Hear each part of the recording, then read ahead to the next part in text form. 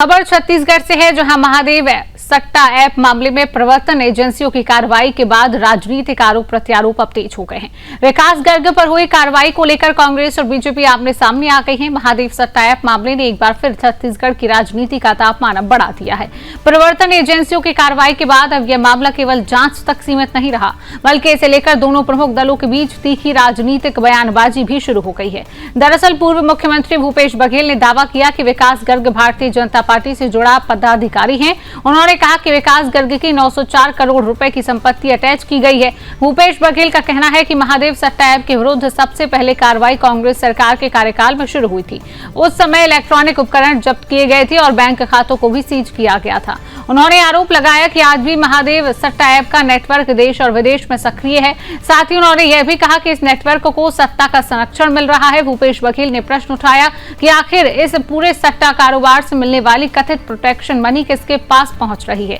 वहीं उप मुख्यमंत्री और गृह मंत्री विजय शर्मा ने इन सभी आरोपों को सिरे से खारिज कर दिया है। उन्होंने कहा कि वर्तमान राज्य सरकार महादेव सट्टा ऐप के विरुद्ध लगातार कठोर कार्रवाई कर रही है और कानून से ऊपर कोई भी व्यक्ति नहीं है। विजय शर्मा ने स्पष्ट कहा कि यदि भारतीय जनता पार्टी का कोई भी कार्यकर्ता या पदाधिकारी इस मामले में दोषी पाया जाता है तो उसके विरुद्ध भी बिना किसी भेदभाव के वैधानिक कार्रवाई की जाएगी। उप मुख्यमंत्री विजय शर्मा ने पलटवार करते हुए कहा कि महादेव सट्टा ऐप का नेटवर्क कांग्रेस शासनकाल में फला फूला है, जबकि वर्तमान सरकार दोषियों को कानून के शिकंजे तक पहुंचाने का कार्य कर रही है। फिलहाल महादेव सट्टा ऐप मामले को लेकर कांग्रेस और बीजेपी के बीच आरोप प्रत्यारोप का दौर जारी है। एक ओर पूर्व मुख्यमंत्री भूपेश बघेल ने सत्ता संरक्षण के आरोप लगाए हैं, तो दूसरी ओर उप मुख्यमंत्री विजय शर्मा ने कांग्रेस शासनकाल को ही इस नेटवर्क के विस्तार के लिए जिम्मेदार ठहराया है। अब इस पूरे मामले में प्रवर्तन एजेंसियों की कार्रवाई और जांच आगे किस दिशा में बढ़ती है, इस पर सभी की नजर बनी हुई है।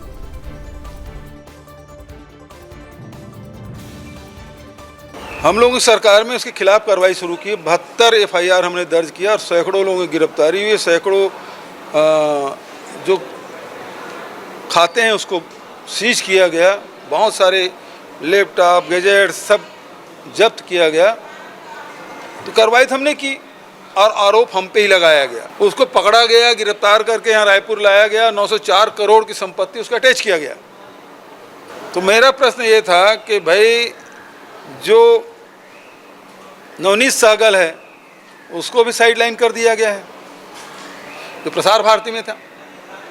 और हिरेन जोशी जी जो पीओ थे उसका भी आजकल अता पता नहीं है, क्योंकि जो उस समय बात चली थी इनका भी कहीं न कहीं भागीदारी है। देखिए भैया, मैं स्पष्टता से कहना चाहता हूँ, भाजपा के विषय में बहुत स्पष्ट रहे।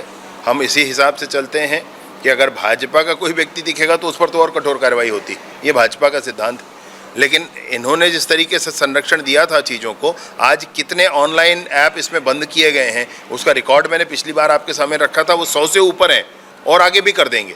और अभी भी इस दिशा में राज्य सरकार भी कुछ थोड़ा काम कर रही है, लेकिन अधिकतम काम नेशनल एजेंसीज़ का है, वो इस पर काम कर रहे हैं।